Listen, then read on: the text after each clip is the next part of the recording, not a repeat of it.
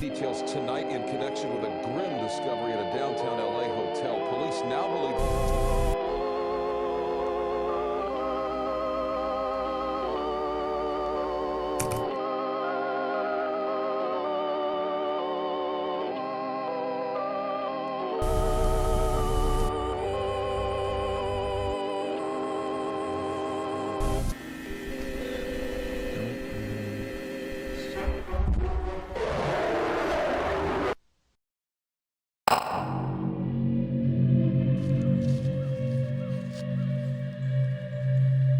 A internet é como um abismo sem fundo, um lugar onde tudo se mistura, o real e o imaginário, o absurdo e o perturbador. Entre memes inocentes e vídeos engraçados, espreitam histórias tão bizarras que mais parecem ter sido arrancadas de um pesadelo coletivo. Lendas urbanas, enigmas indecifráveis, páginas amaldiçoadas, fragmentos esquecidos da rede que por algum motivo ainda respiram nas profundezas. Coisas que ninguém jamais deveria ter encontrado, mas alguém encontrou, e agora você também vai encontrar.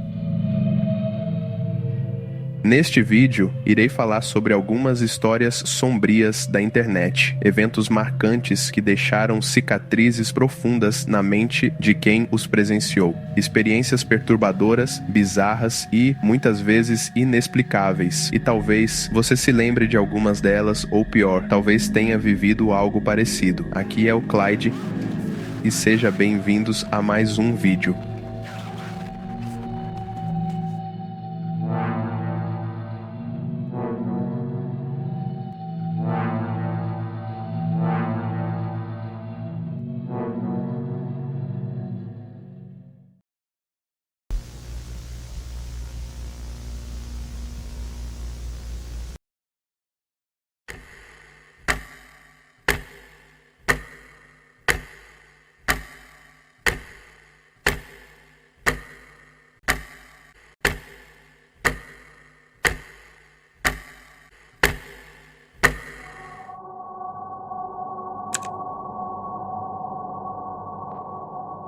Um elevador, uma jovem com comportamento estranho e um corpo descoberto em um lugar impossível.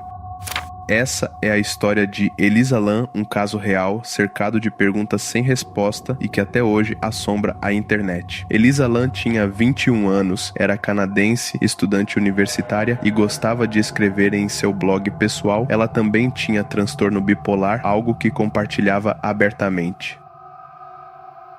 Em janeiro de 2013, decidiu viajar sozinha pelos Estados Unidos e no fim daquele mês chegou em Los Angeles e se hospedou no Cecil Hotel. O Cecil é famoso por sua história sombria de assassinatos, suicídio e até a estadia de serial killers, um lugar onde o passado parece nunca descansar, e foi nesse cenário que Elisa desapareceu. Ela foi vista pela última vez no dia 31 de janeiro, deveria ter feito check-out naquele dia, mas nunca saiu. A polícia começou a investigar, mas nada foi encontrado, até que um vídeo foi divulgado e o caso explodiu. No vídeo, Elisa parece confusa, assustada, aperta botões, se esconde, faz gestos estranhos, age como se estivesse fugindo de algo, ou de si mesma. O vídeo viralizou e o mundo inteiro começou a especular: por acaso ela estaria em surto, sendo perseguida? Ou havia algo sobrenatural?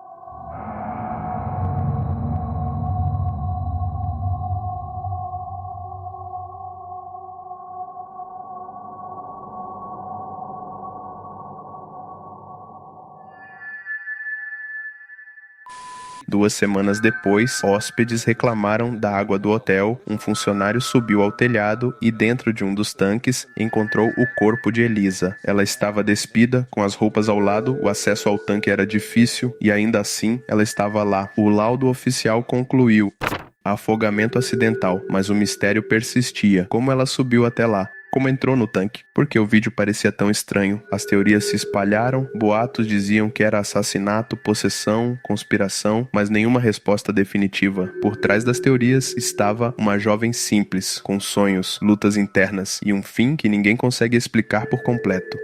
Shortly after 10 a.m., the body was found by a hotel employee following complaints of low water pressure in the building.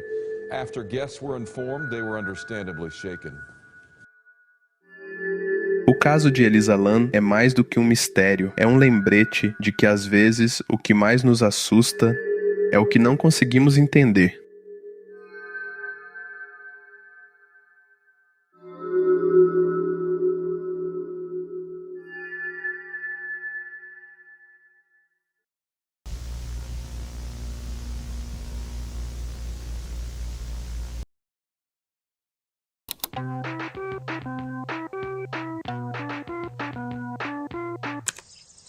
Hey, Charlie!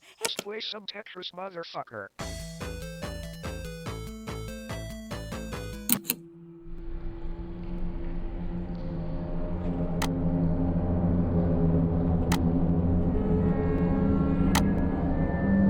Durante anos, entre sussurros e capturas de tela, um nome foi repetido como um segredo proibido da internet, chamado Marianas Web, uma camada tão profunda da web que, segundo dizem, nem mesmo os supercomputadores seriam capazes de alcançá-la. Um lugar que não aparece em navegadores, não pode ser acessado com Tor, e onde nem mesmo os usuários da chamada Deep Web se atrevem a vasculhar, porque Marianas Web não é só inacessível, ela seria inalcançável. Segundo as lendas, existem camadas da internet muito além daquilo que conhecemos. A Surface Web, que é o que usamos todos os dias, Google, YouTube e outras redes sociais. Depois vem a Deep Web, onde estão bancos de dados, arquivos escondidos, fóruns privados. Abaixo disso, a Dark Web, acessada com navegadores especiais, usada muitas vezes para coisas ilegais.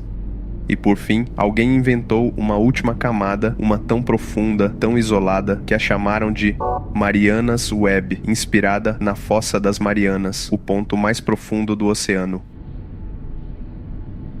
Só que, ao invés de quilômetros de água escura, estamos falando de camadas digitais invisíveis. E o que existiria lá, ninguém sabe ao certo, mas todo mundo especula. Alguns dizem que é onde está guardada a inteligência artificial mais antiga da internet. Outros acreditam que é um espaço usado por governos para comunicações secretas, projetos de controle mental e simulações de realidade.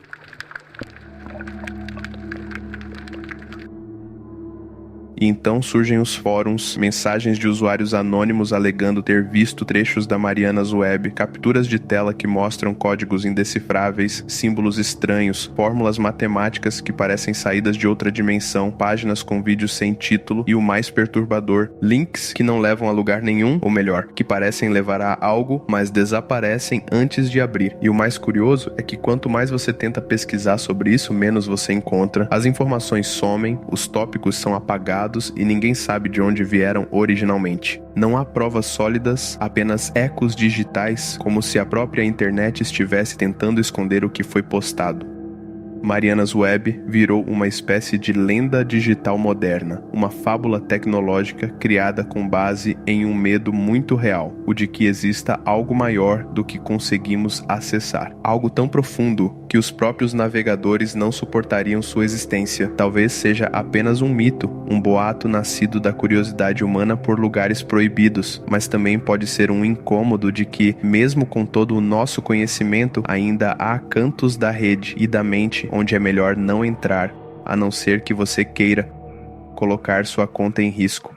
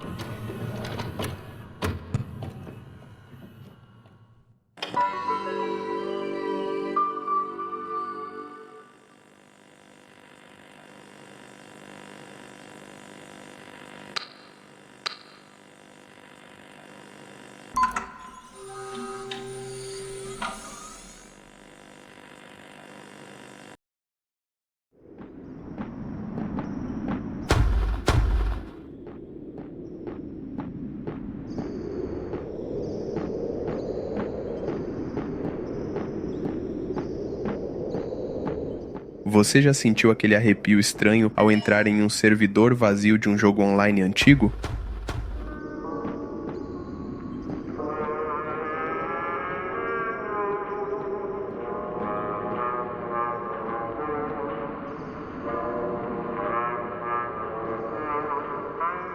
Essa é a premissa de No Players Online, um jogo simples, curto, feito em uma Game Jam, mas que consegue, em poucos minutos, deixar uma marca muito mais profunda do que muitos jogos de terror convencionais. A primeira coisa que se percebe ao iniciar o jogo é a sua estética, um menu minimalista com gráficos que remetem aos velhos tempos do Quake, Unreal Tournament ou Doom. Você não está ali para derrotar inimigos ou avançar em fases, você está ali porque encontrou um servidor antigo de um jogo de captura de bandeira e decidiu entrar. Nada mais, nenhum tutorial e nenhum contexto. Logo ao entrar, o silêncio toma conta, apenas seus passos ecoando em corredores vazios.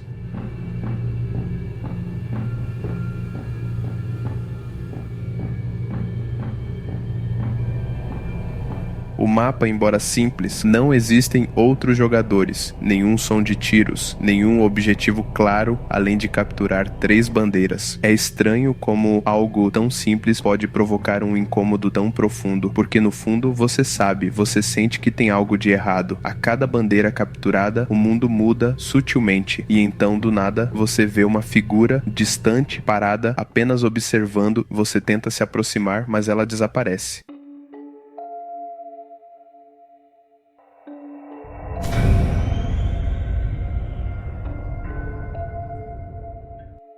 Você continua jogando, captura outra bandeira, a figura volta a aparecer, agora um pouco mais próxima, inerte, mas opressiva, como se quisesse que você soubesse que ela está ali.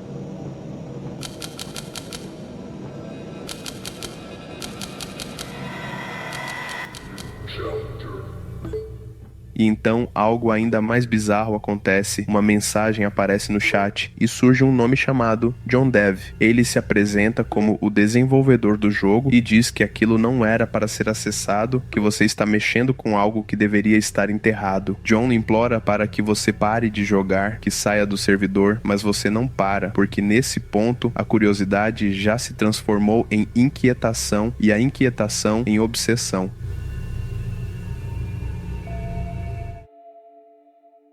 John revela que o servidor está conectado a uma tentativa falha de preservar algo precioso para ele. A consciência de sua esposa falecida, ele a inseriu no código como uma forma desesperada de mantê-la viva. Mas ela não sobreviveu de forma plena, ela se tornou aquilo, aquela entidade solitária que vaga pelo mapa. Não é um fantasma tradicional, não há sustos nem gritos, apenas uma presença fria, silenciosa e trágica.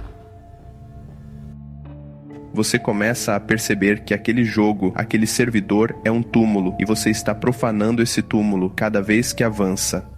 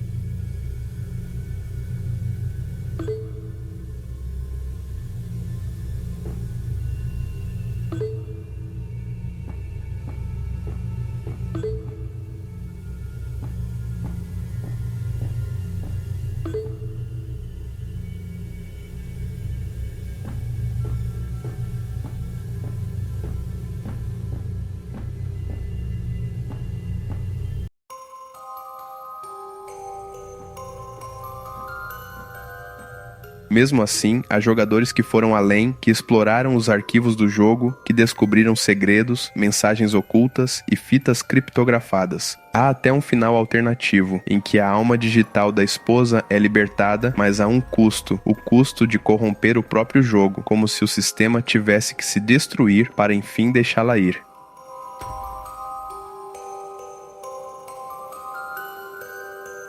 A experiência não é sobre sustos, é sobre solidão, sobre luto, sobre um amor que se recusou a desaparecer, mesmo que isso significasse condenar uma alma a vagar eternamente num espaço vazio de dados e mapas. E é isso que torna No Players Online tão perturbador, porque ele entende que o terror verdadeiro não está nas criaturas, nas armas ou nos gritos, está na ausência, no silêncio, no eco de passos. Talvez seja melhor deixar certos servidores offline, mas se um dia você encontrar um servidor perdido ou abandonado, sem jogadores, só lembre de uma coisa: a solidão pode não ser o pior que você vai encontrar por lá.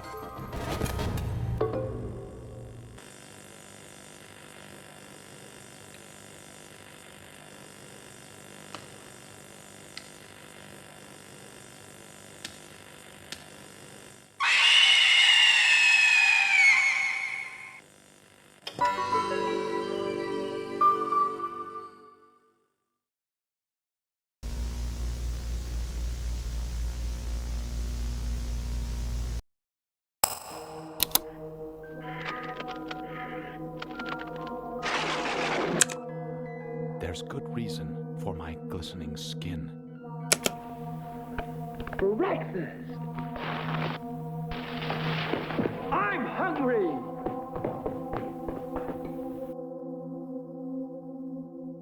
Em meados dos anos 2000, um vídeo começou a circular pela internet carregado de mistério e inquietação, era chamado de The Wyoming Incident. O que parecia ser apenas mais uma lenda urbana digital, na verdade, despertava algo estranho em quem assistia. Um simples vídeo com interferência de televisão, mas com algo a mais, algo que causava estranheza nas pessoas.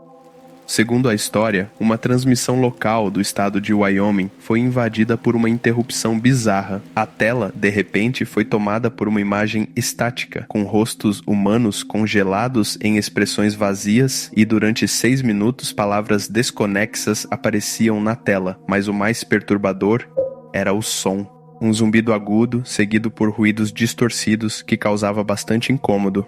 Algumas pessoas relatam que ouvir esse áudio causa dores de cabeça, enjoo ou até mesmo alucinações leves. Outras dizem sentir uma ansiedade crescente, como se estivessem sendo observadas. Esse efeito psicoacústico é o que mais alimenta a lenda. Wyoming today, making him the first to visit in preparation for the 2008 general election.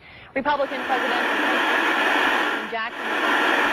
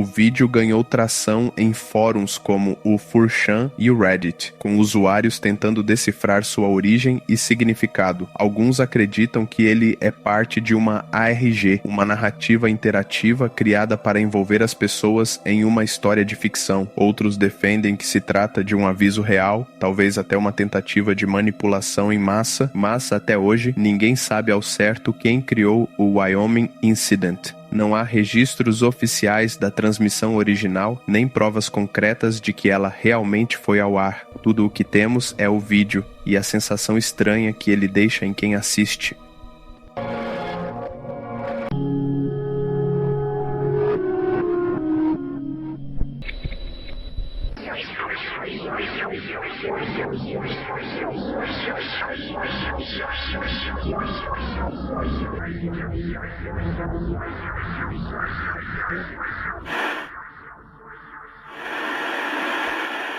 Mitt Romney also plans on visiting Denver and Cheyenne on his presidential tour.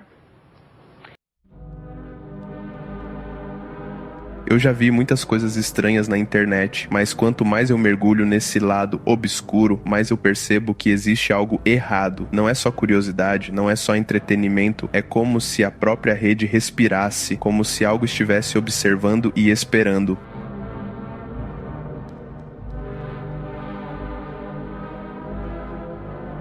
Se você gostou desse estilo de vídeo, curta e se inscreva. Esse é só o começo de muitos. Aqui é o Clyde e até o próximo vídeo.